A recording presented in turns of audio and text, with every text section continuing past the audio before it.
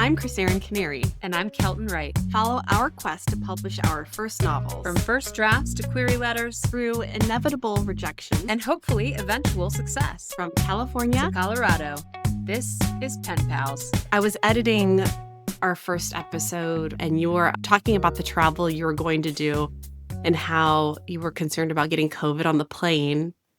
And then Woods got sick anyway, right? I mean, Woods got sick before the trip even started, so we had to cancel the LA portion of our trip, which is what I was most excited about. And then it was just visiting home, which is stressful in its own way. So he's fine now. He's not sick anymore. It's just those teeth that are really, he like wakes up full of joy. And I'm like, oh, good for you. I'm so happy, which, and it makes our lives easier that he's happy all day, but it is, I really do need some more sleep. And I know that this is like, I can see the teeth. I can see his teeth, Krisserin. The little white nubs right under the gums. And I'm like, just break through. Well, you had, I think, a pretty stressful week, but I'm curious if within all of that chaos, you were able to get any writing done. No, it's just some weeks you just don't get to do any writing. And it was a bummer because I was really hoping for some spaciousness, but that just didn't come. And so this week is real crunch time for me. I really do want to get those first 3 memoirs chapters locked by end of September. That is the goal. But I also am giving myself the grace that if it takes 1 week in October, it doesn't matter. So good to have the goal. And I did this morning. I was like, maybe I should just look up a few agents instead of writing it. And I was like, no, finish writing the chapters. The agents are the prize for doing your work. So I'm still adamantly refusing to allow myself that pleasure. You and I have such different philosophies towards like punishment and reward systems. Oh, man. Do you have anyone waiting for this memoir proposal where you said, like, by this date, you will have this thing? Not by a date. There's one person who is like, yeah, I want it when she's done. But there is no date. But the date is for me.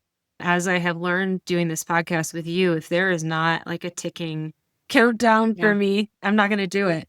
And so treating this as a real deadline has been really, really helpful. And I am almost there. It's just, we've talked about this so many times on so many episodes where you want, when you send it to an agent, you want it to be dialed. And I know that memoir proposal is a little different than fiction, but it's still like those first 3 chapters have to make them want to make that book.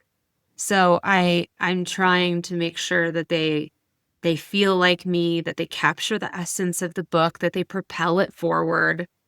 And it's hard when you are actively doing too many other things. It's true. It's true. And last week, knowing a little bit about what was happening with you last week, I don't think you can fault yourself for not being able to sit down and get the work done. But I wonder, because with me knowing that I have to have stuff done by December 1st and someone's waiting and I have a drop dead date, it's really been motivating for me. Not that you lack motivation, you lack time and the space to do things.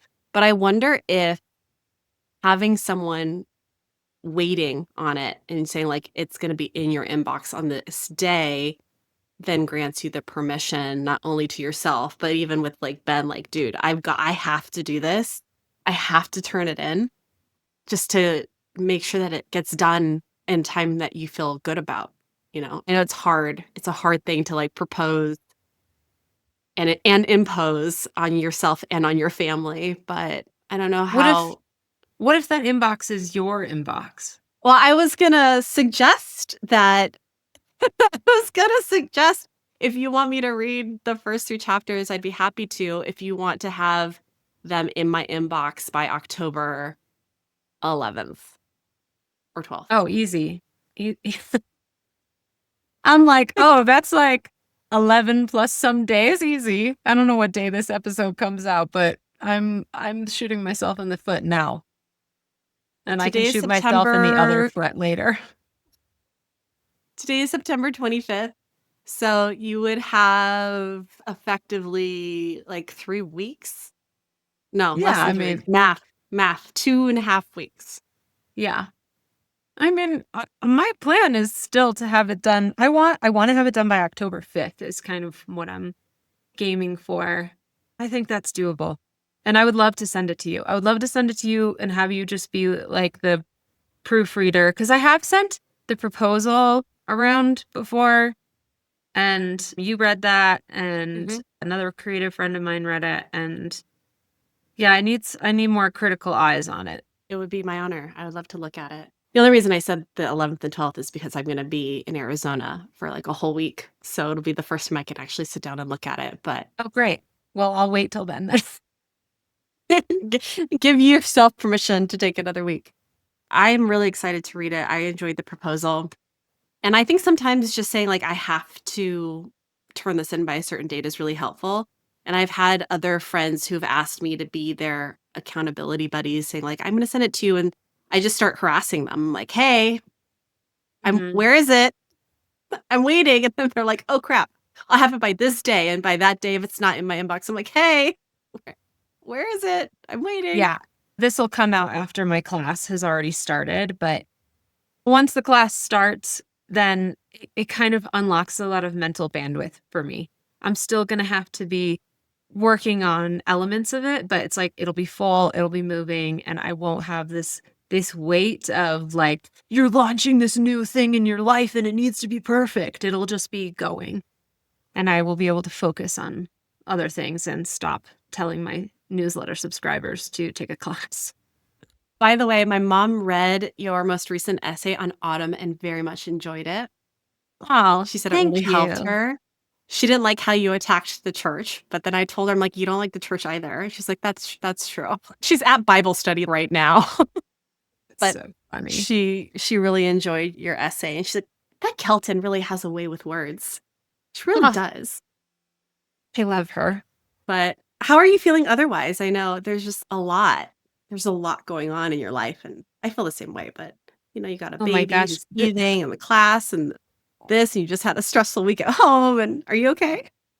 I mean, earlier this year in like June, one of my semi recurrent clients was like, we have a brief coming in for you. Are you available? And I was like, yeah. And then in July, they emailed again and were like, we're still working on that brief. And I was like, just let me know when you have it. And they emailed this morning to be like, here's the brief. And I was like, this week? This is the week you're in. I can't do it this week. And you know what I said? I just said yes. I was like, okay, whatever. One Cares? more One thing to more add to the project. pile. Just pile Yeah. it on. Fine. I'm like, my eyes are on November to just not do anything. I am feeling, I am feeling worn thin, but I do feel like I have like a target. So you just gotta ride it. You gotta ride the wave. Just and not drown. Are you gonna be okay? I'm worried Yeah. about you. Yeah. I'm gonna be fine. Okay. Okay. I'll take you at your word, but I don't know if I believe you 100%. Yeah, me Oh, either. How are you? how am I? Yeah, I'm good. I'm tired. I've been getting up at 5. Actually, I don't know what's going on with my body. I woke up at 2, I woke up at 4, and then finally at like 4:45, I was like, I'm not gonna be able to go back to sleep. So I got up and Boyan is traveling this week, so I'm ferret, I keep saying ferreting. That's not the word. Chauffeuring the children to and from school and doing all of that stuff. Today's crazy. I'm talking to you. I got work, then I'm going to volunteer at the school, and then I have a meeting with my daughter's teacher, and then she's got dance, and then I'm going to die. I'm just going to crawl in bed and go to sleep again. I'm also stretched very thin, but overall, I am doing the work. I have edited 235 of the 330 pages of my book. Holy Just crap. doing line edits, just like going through and like Yeah. cutting stuff that is not propelling the story forward, doing the line edits that Kima, my agent, put into the document, and checking for grammar and continuity and little things like so and so got up and sat in front of their desk, and then all of a sudden he's behind the desk again. It's like little things Mhm. like that that I'm catching on this go around. I'm trying to get through the whole manuscript of those like light edits before going back and doing a further edit. One of the notes that Kima gave me was that there isn't a clear voice in the book, which I'm like, hmm. She's like, is it because it's like a YA novel or whatever? So I'm gonna think about what that means. That's a big critique. Holy. I'm I like, wouldn't I I wouldn't know what don't to do with know. that. I don't know either. And I was, funny enough, I was listening to V.E. Schwab's podcast, which is, the last episode is actually her and her friend, her and her producer, which I felt very pen pals esque. And she talked about how one of her first books got to the like final stages with a publishing house 4 times until each and every one of them realized that the book didn't have a plot. But the voice was so good that Mhm. everyone wanted to buy it. They just couldn't get it over the finish line. And I'm like, is my book, does it have the opposite problem where it's like the plot and the pacing is good, but there's no voice? Like, That's so shit. funny. Yeah, so I'm What trying to think about that because I feel like my Gustafsson novel, the voice is really clear and yeah. distinct. It's also written in first person. This book is written in close third.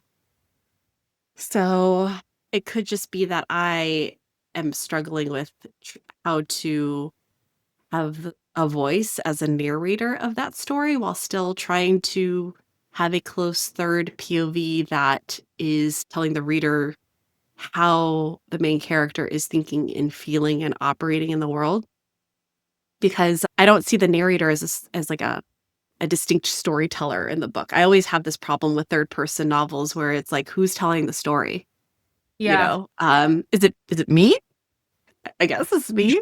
I thought about that with my fiction book. Yeah, it's like it's written in the third person, but I do think there is a reveal at the end of who the third person is.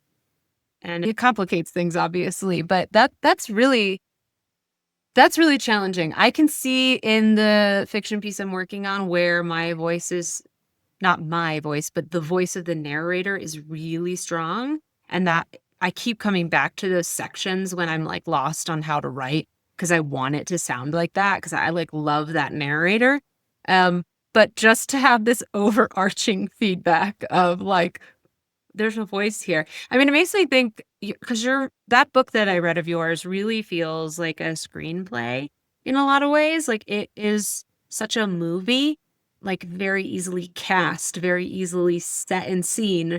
I think you could convert it to a screenplay quite quickly. And I wonder if that relates at all to the voice. Like if you have to It's a think little like bit more like I'm a camera than a yeah, narrator. it's like you think you have to start thinking like you're the director, where it's like you have all this amazing source material, but like what is the lens that the director would shoot it through? God, that's hard. So this is what she said. I'll just read it to you. This where I'm also struggling a bit is not knowing your authorial voice, even after all of these pages together. Well, I don't feel that I know your voice as an author. I do know the voices of your characters. And as I said in consultation, that could be because the book is YA, so some of your voice is muted. But I should still have a sense of your style. I don't feel like I know your style as well as I'd like to know it. But again, I do know these characters' voices.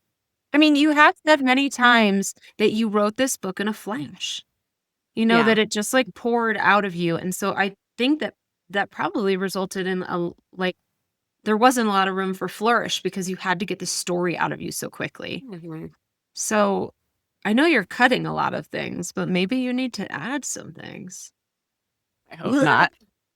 Already like it's already like 99,000 words. I don't want to add any more. It's hard to know. I feel like my style as a writer, we've talked about this a little bit, is I like to zoom in on things. And it's the things that I draw your eye to that are a little bit unnoted, like you wouldn't typically like you in your class. It's like looking up and taking in the world around you. That's kind of how I like to write.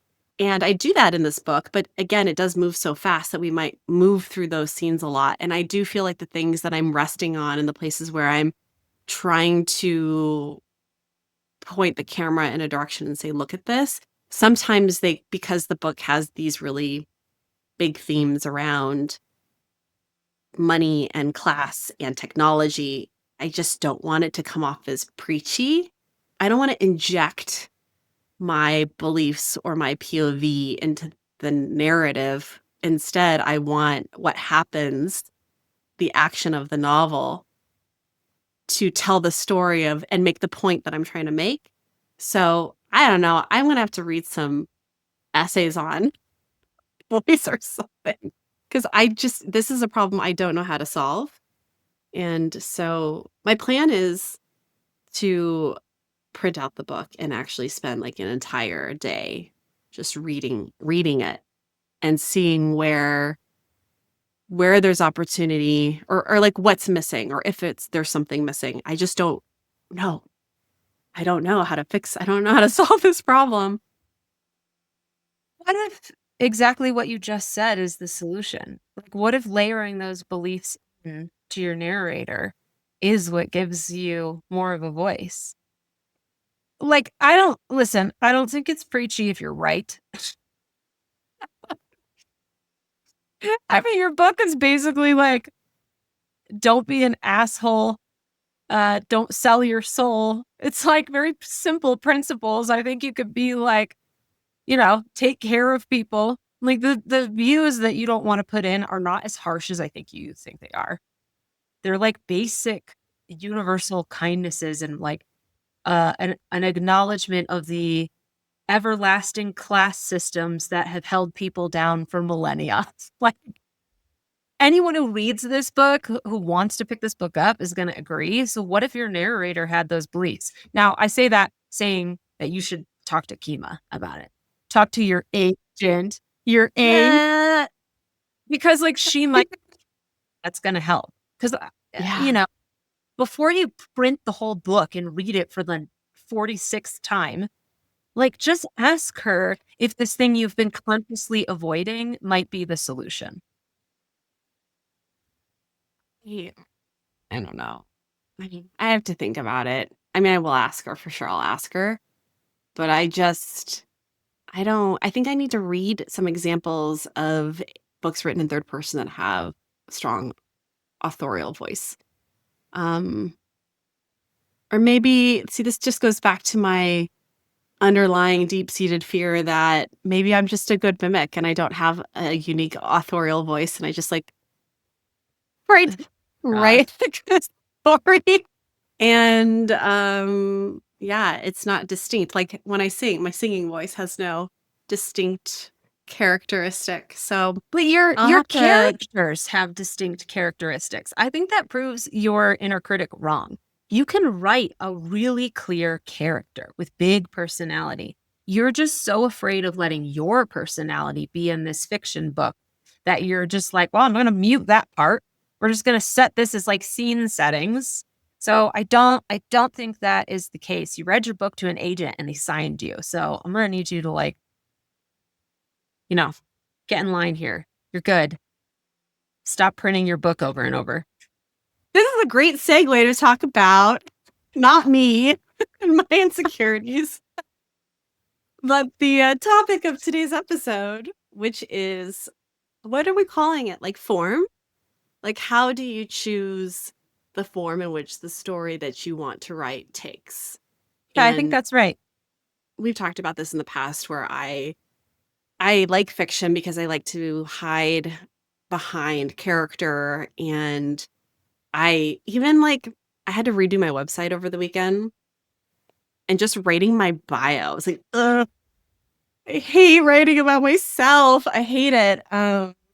Which is why I write fiction. And you made the point when we were chatting about it how the Gustafson novel, it's based on this idea of a family curse. And I could have written a memoir or a Mhm. story about my family and its curse, but I chose to write a fictionalized version of that.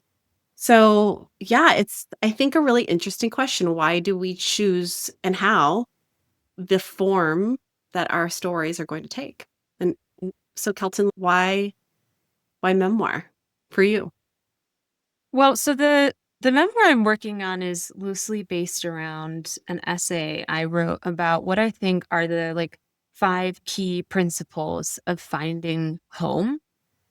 And I could have gone in a really researched, community focused direction with this, with interviews and looking at other towns or apartment buildings or cities or whatever the community size is where people have really found those 5 principles. I could have gone that route. But instead, I'm going a memoir route and I'm applying those 5 principles to my life and saying how I figured them out, how I found them, and like how they bring me joy and why I think those are the key to finding home.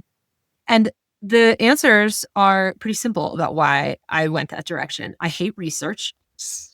And I like writing about myself. So it was like, that kernel of an idea for someone else, for like someone who identifies more as a journalist than an essayist, I think very easily would have gone in a different direction. But for me, the form of writing that I love the most is obviously essay. And it felt really natural. And that book, I think, could go in either direction. Now, I could have very easily gone in a fiction route about someone finding home and layered in this story of like the things they resisted and what made them feel welcome. And there's certainly elements of that in the fiction piece that I'm writing in the novel. But for to put that idea in fiction is way too like ham-handed, I think. And so it was like when I'm looking at this kernel of idea of the 5 elements of finding home, there's only so many directions to take it. And for me, it was like, what do I like to do? And what do I think I could do well? Because I don't think I could do the researched version of that book well. I think someone else could. I think like Anne Helen Peterson could like really crush that kind of book. Someone who loves doing interviews, who was really good at getting people to talk about their experience in a way where they don't feel vulnerable or put out, but they feel empowered to tell their story. And the only person I am good at interviewing that way is me. I think you're not giving yourself enough credit because your essays, when you write your essays for Shangri Logs, have a lot of really incredible information about your town and the history of it in them. So obviously you do like research. Yeah, It but finds its way into your writing. it does, but I'm still the core element. It's still, I think the thing about essay that's really nice is that like you essentially can't be wrong because you're talking about your feelings. And now people might disagree with your beliefs how or how you move through the world, but I'm not going to be wrong about the way that something made me feel. And research, you really have the potential to miss huge parts of the story. You have the potential to really misrepresent people, which is like a nightmare for me. And so it's easy to just talk about myself. If I was to write a book about home and community, that as a research book, that would require so many layers of disclaimers. Cause like, how could you research that for the world? you know? And like for me, I'm like, this is what made me feel at home, and no one can argue that. It's safe. It's much safer. It begs the question if you're doing it because you're afraid of not being able to do the other thing perfectly. No, I genuinely don't want to do the other thing. I agree I would not be able to do it perfectly, but I don't find joy in that kind of writing. Like when I'm writing a piece for The Guardian, the way I've written my pieces for The Guardian so far is that I write an essay and then my editor is like, can you turn this into a piece for The Guardian? And I always say yes because I love my editor and I love writing for The Guardian, but it's so stressful and hard for me to convert those essays into these well-researched pieces that cover a great deal more nuance than a personal essay often needs to.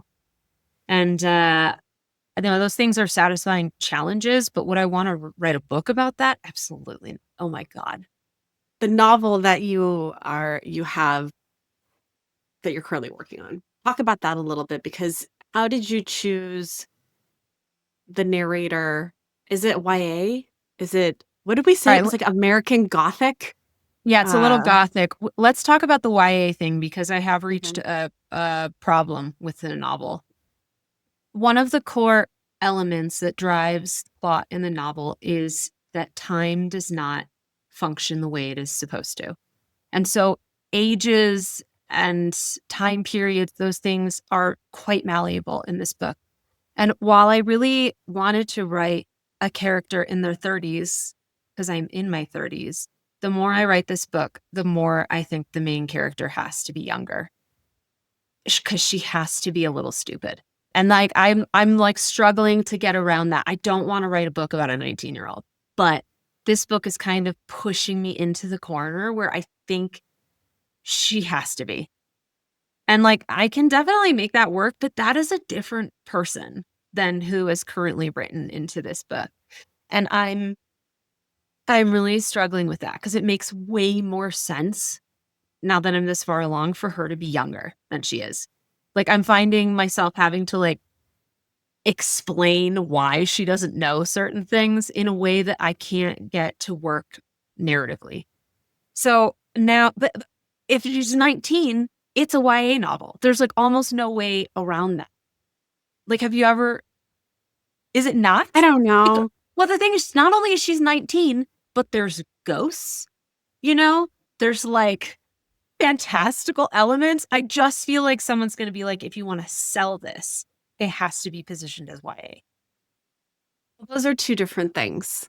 What makes for a believable story and what makes sense and what sells, got to separate those. I similarly had the same issue with my book in that my character is like 17 going on 18 in the novel. It's important to the plot because her being a minor is a crucial element of like something that happens in the book. And then for the second book, she's 4 years older, 4 years wiser, 4 years through college, and is a different person. And it's important for her also to be young because she's very naive to how the world works and doesn't understand what she's taking on when she says she wants to take on this big tech company and how ill prepared she is for it. So all of that makes it make sense for her to be this age. Mm-hmm. Now, when I originally wrote the book, I had it as new adult, which is a little bit of a, it's the in between YA and adult. And that's because there was sex in the book and it was a little bit more explicit. I was reading a lot of, you can imagine what I was reading while I was writing. So I was like, Mm-hmm. there has to be a sex scene in the book, but then I pared it back a whole lot and it makes sense. And the way that it's written now is YA appropriate and additive to the story. But I think that there is a way to write a narrator who is older that could just be naive to how the world works because of circumstances of how they were raised or where they were raised or what they were exposed to. For my character, it had a lot to do with the fact that she like grew up in a like socioeconomically poor area. And so she'd never rubbed up against wealth and didn't even know what it was to interact with people who had so much power, which can be true for anyone who gets Mm-hmm. thrust into a new world. So for your story, I think just it, so many books are written about people at this age because it's a turning point in your life. It's when you Yeah. become an adult, it's that coming of age, you know, trope. And I feel like when a character's older, the stories that we read about older women are different. They're just Mm-hmm. less adventurous. They're a little bit more about the day-to-day slog unless you're Miranda July and you decide to live in a motel in Monrovia for a month or whatever it was. But Yeah. Or yeah, it's Anne hard. Patchett's State of Wonder. Oh, I love that book so much. I haven't read it. Haven't read Oh, it. it's so good. If you've ever fantasized about like running away to the jungle, this is the book. Well, and it is like I feel like these narratives about women, in their 30s and 40s and even 50s are about escaping the life that they thought they wanted that didn't turn out the way that they'd hoped. Whereas when you have a narrator who's younger and whose world is just beginning, the opportunities are endless. They can kind of get away with doing all kinds of things. But I was going to say, I've been volunteering in the library at my daughter's middle school, and these kids are reading Throne of Glass. Like, 11 and 12-year-olds with the horror of them reading Sarah J. Maas. That's who those I books are mean, for. Let's be real. yeah, but I mean, like the horror, but we had the internet when we were little. I think I was only 12 the first time I went to like lit erotica on the internet and was like, what is happening here? It's like that's when I started my period. It makes sense. And like Sarah J. Maas is like, honestly, most of it is quite consensual. So or at Sure, least sure, there's sure. that. And it's like about a woman getting the pleasure she wants in the way that she Sure, wants. So sure. I appreciate that that's where they're getting more of their lessons from, rather than me putting Napster on shuffle and it bringing up the porn my brother had downloaded. Jesus. I was like, oh, so like, it's tough. But I think coming back to like the idea of like choosing your form. Because when I started writing this fiction novel, the very seed of the idea was based on this town that I live in, where it feels like people don't age and people don't want anything to change. And like that's like that is the core basis of the book that just flourished into this idea of like ghosts and time manipulation and Shangri-La.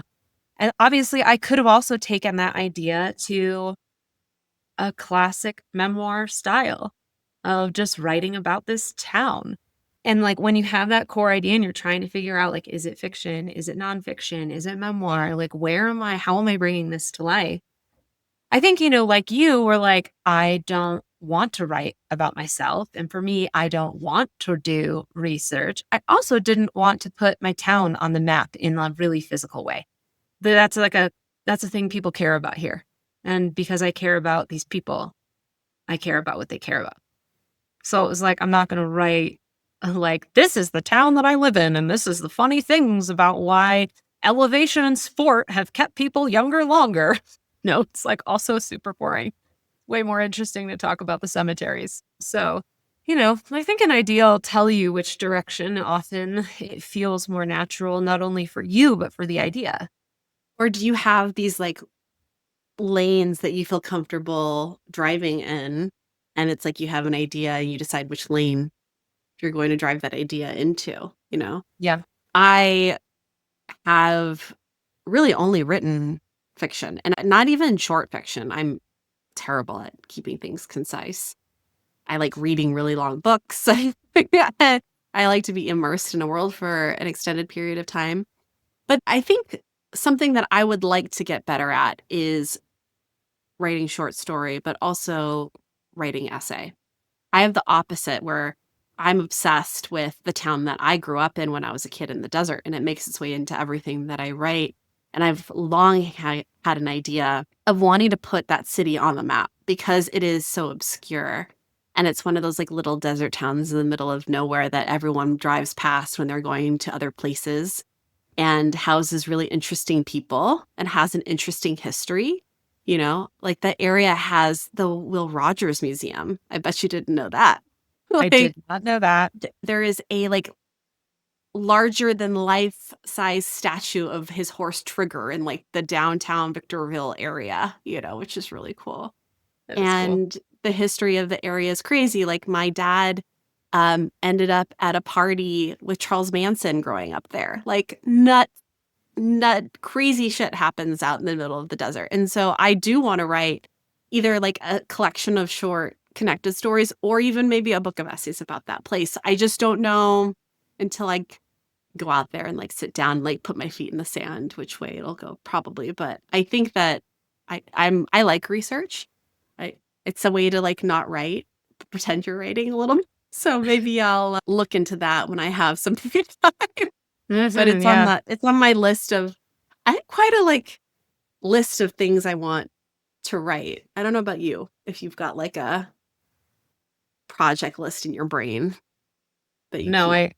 I only have one, Yep. but I have not pursued it. Ben has told me several times to pitch this idea to that editor at The Guardian, but it requires so much research.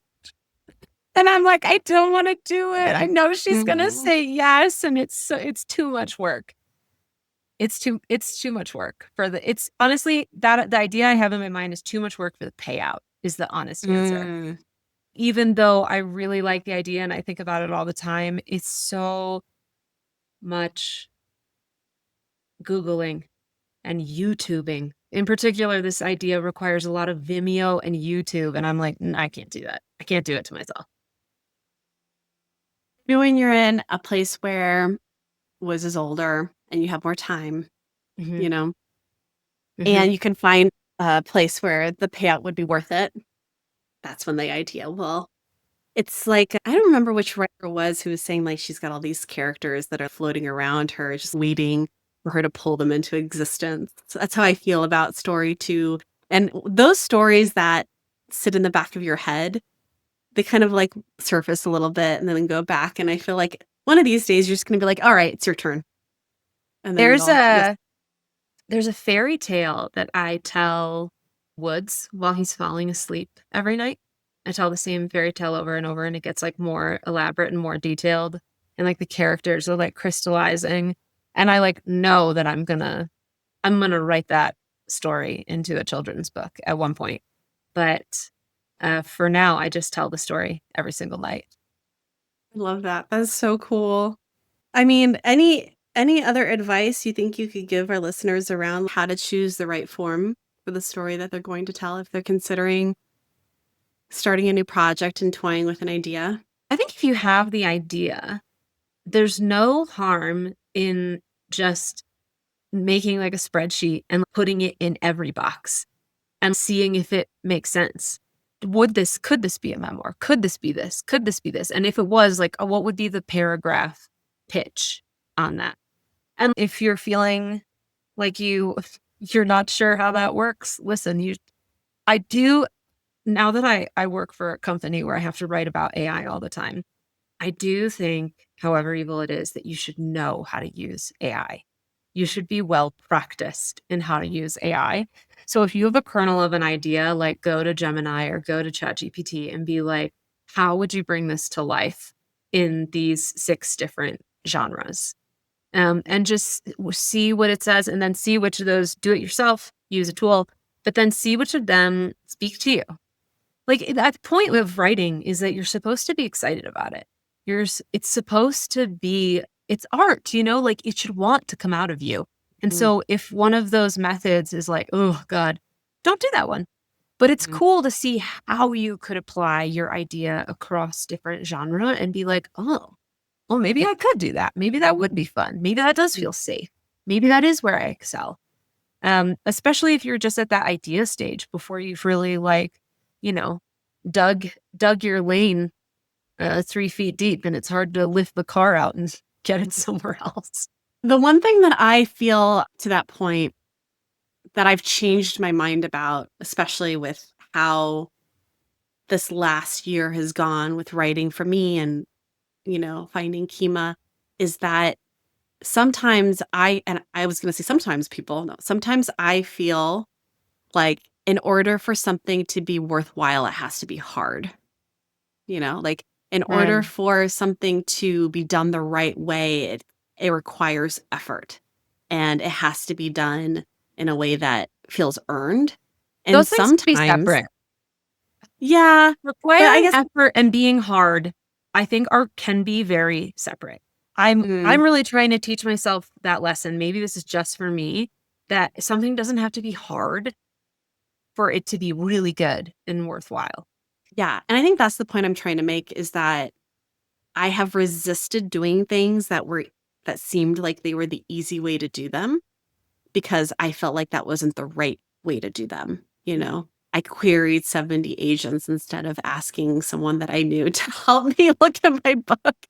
For an example, just like Mhm. one thing that I did.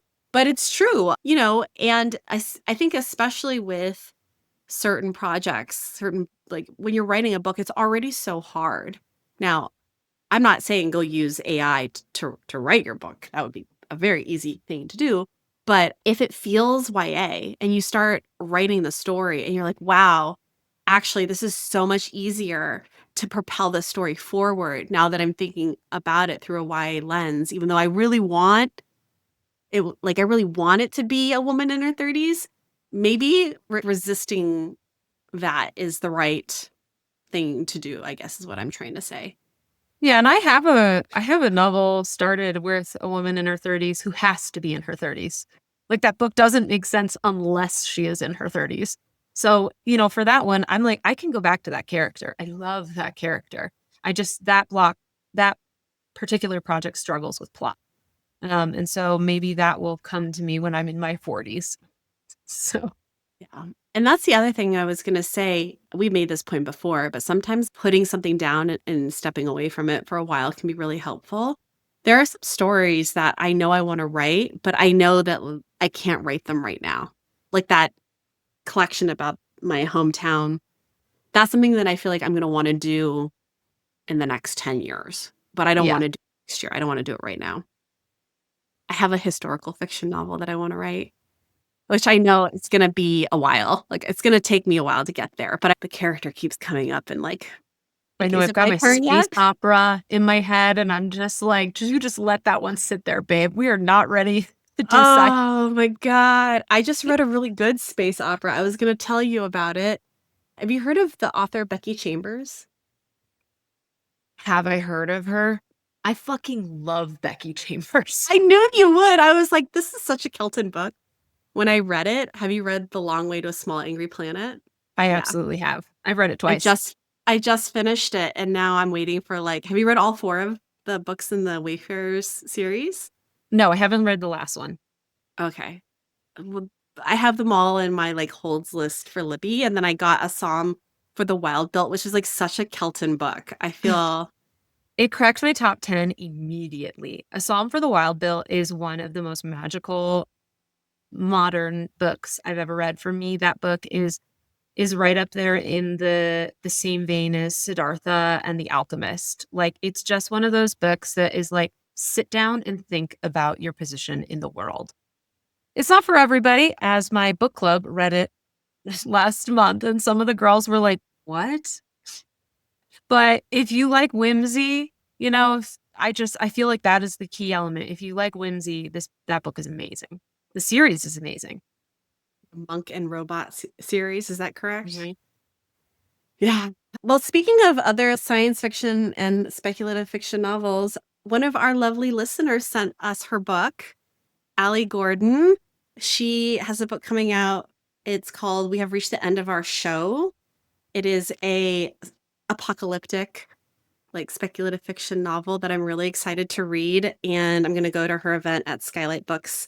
This will have aired after that event, but I just wanted to give a shout out to Allie and say thank you for the kind note you wrote and for sending us your book. How Also, exciting that our listeners are publishing books. it's also a really good cover. Oh yeah, I mean, you guys, if you're watching, you can see it, but it's a very well designed cover. And she lives in LA, so I was like, we're getting coffee. Hell Allie, we're yeah. getting coffee. Hi, Allie. I cannot wait to read a Kelton Wright space opera. I'm such a sucker for them. So yours is going to be fantastic. I know it. So much writing to do, so many clients to write for first. Well, when we left off at the end of season 1, you didn't have clients. That was kind of a stressor for Yeah. you. So I guess now you're Yes. just an overabundance of work to do, which is Yes, a that is blessing true. and a curse. Yeah. Yeah, I am grateful. I am very grateful. So Um, grateful to have I'm to so work grateful.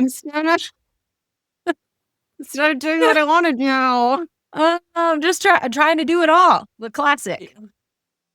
Have you I thought about it today because, my mind wants to fly off into the world of what could be, but I was thinking about it today. I'm like, okay, let's say my book sells and books sell and I get a big fat check cut to me. I was like, okay, I wake up at 5 and I write. There's no way I don't think that I could write after taking my kids to school and doing all this other stuff. I'm like, what would I do? What would you do if you didn't have to have clients and you could just write? Like, what would your Oh, days look like? I talk about this all the time to myself. I often on my walks, I will introduce myself as if I'm on a podcast in the future, or I will just list the things that will have happened by this time in 2026. I think about like, if I achieve everything I want, that version of me, what does she want? And then I talk about achieving those things. It's interesting because the shape of my days would not change very much, which to me is so indicative of how much I'm really enjoying my life right now. It's like I'd still be taking Woods to daycare. I'd still be like hanging out in the park. I'd still be coming home and walking the dog. I'd still be hiking with the kid. It's like I love the shape of my life. I just wish that the working hours weren't so frenetic and dedicated to things that aren't my like soul calling. So those hours would just be spent like, okay, like Monday, I'm going to work on the space opera. And Tuesday, I'm going to finalize this thing. And like Wednesday, I'm going to work on the newsletter. And like when I picture that future self, this podcast and the newsletter are still in it. So I know that those things are like good. And like when I talk about 2026 Kelton, like she has a book deal for the memoir. When I talk about 2027 Kelton, the novel is like under contract. So I do this all the time. And I I need frequently I need think about lessons like, from you. oh, and I like a one thing I would do that's really wackadoo is I'll like walk in the woods and I'll be on my fake podcast and I'll be like, yeah, the month when I made $100,000 in 1 month, that was when I really knew that it was time to just like focus on my writing. I'm just like putting these numbers into existence so that they sound like things I could say. Because right now, to me, that sounds nuts. But I'm like, let's make it sound normal to me. Let's make it sound super normal to me. So, I'm out there practicing my witchcraft. Me, I need to learn from you. I must have like a mental block. I just can't imagine what it would be like to not be a corporate shill. Yeah, but like, Logging into a Teams meeting, like I pulled last year's report and the numbers month it's, over month. it's important to remember that's who I was in 2019. Like, it Yeah. wasn't that long ago when I took like a crazy leap and was like, I'm going to quit this job without another job. And we're going to drive around the country to find the place we want to live. And then I'm magically going to move to the most wonderful place on earth. And it's going to inspire this blog. Like there was a real domino effect of taking that leap of something it didn't feel like I could do to dedicate myself to the next phase of life. And I think, for you, that might happen like if the book sells really well, to just be like, you know what? I could always get one of these jobs again, but right now I have enough money to focus on writing, and that's what I'm going to do. Because Yeah, like and I've gone yeah. back and forth between taking jobs. It's not like in 2019, I was like, I'm never taking a full-time job again. Since then, I have taken 3 full-time jobs. And, I quit 2 of them and one of them folded and like intermittently going back to like client work and all this stuff. So it's not like it was some magical switch forever. But there did have to be a magical switch that I was just like, I'm going to try this and see. And I think you need to have the catalyst to do that. And your catalyst is coming. Yes. My catalyst is going to come because when we put the book out for submission at the beginning of next year, there's going to be a bidding war and it's going to sell for a shit ton of money. And then I'm going to have to quit my job because the second book only has 20,000 words written in it. And I need to go to Taiwan and South Korea and the Philippines for research because that's where the second book takes place. And I really want to do that while I can with my mom, if possible. Oh, I love that. She hasn't been back to the Philippines since she left when she was 2. I'm going to line edit you. I'm going to go with my mom. And we're just going to strike if possible. Well, as they say, inshallah. Oh my God. Come on. Come on. If we're all healthy and the world is at peace, that's kind of what. Duh. That's given. It's like starting your essay with, I think. It's like you wrote the essay. We know you think it. Right? Okay, fine, Kelton. Jeez. Oh, God. Where are your manifestation practices? horrible. I can't. I'm like too. I need a reality check. I need to go on a walk in the woods, or maybe I need to take rewilding. The class. Absolutely. Yeah. Sign up for the winter session. Well, Kelton, what does next week look like for you? What are your goals? Okay, well, in the real time and space, by next week for me, that will be the day the class starts. So this week, I am focusing on that class and saying yes to the client I said yes to this morning Mhm. and doing the last sales pitch. And I'll write where I can on the memoir. I do have some working hours that I know will be free, and those will be dedicated to the memoir. We'll get closer and closer. But for now, it's sell out the class, a little bit of memoir. Like that. Tell me. I leave next Friday for Arizona, which I'm really excited about. I'm going to go to Sedona with some friends. It's my birthday a week from like the Monday after that. I'm turning 41. I will no longer be a 40-year-old. I will be in my 40s. I'm going to sit down for an interview with Chelsea Hodson while I'm in Sedona because she happens to live there, lucky lady. So we're going to interview her for the podcast. And my goal is to print my book before I leave, only because I have a whole day in my Airbnb by myself. And I wanted to spend it just like walking around with my book and like reading it out loud and like living Mhm. in it and feeling it while I have some time to be 100% by myself, which never ever happens because I Yeah. have a work retreat starting on the 8th. So the day after my birthday, I'm going to start my 41st year immersing myself in my writing. That's my plan. I want to finish the last 100 pages of line edit and have that done before I leave for my trip. That is my goal Great. between now and next. Sexy. Yeah. And I will say, I know that you're holding off on looking for agents, but after I had my last call with Kima where we finished the consultation, she was like, go to the bookstore and look at the books that are on display and see the imprints that publish them and find out who the editors were. And so you could do that. I know you don't have a bookstore in your town, right? Like a We big do. one. Well, Okay. in the town, over the ridge, in the real Mhm. town, there is a bookstore and it's very charming. It's very small, but they do have really good taste. So, Okay. I can do that. And like, Yeah. I feel like my town is honestly a pretty good sample of potential audience. So how they're Yeah. framing books is good for me to know.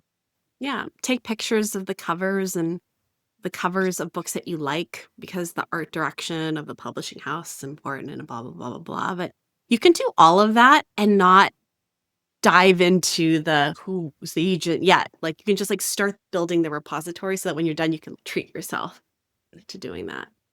Okay.